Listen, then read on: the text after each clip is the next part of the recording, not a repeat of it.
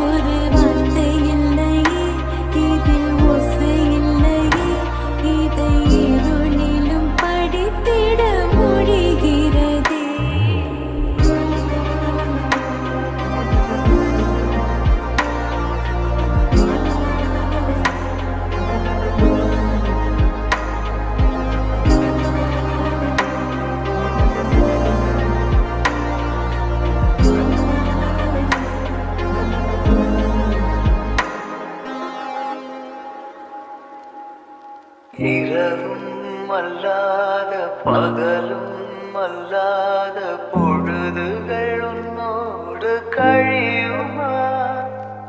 தொழவும் கூடாத படவும் கூடாத இடைவெளி அப்போது குறையுமா?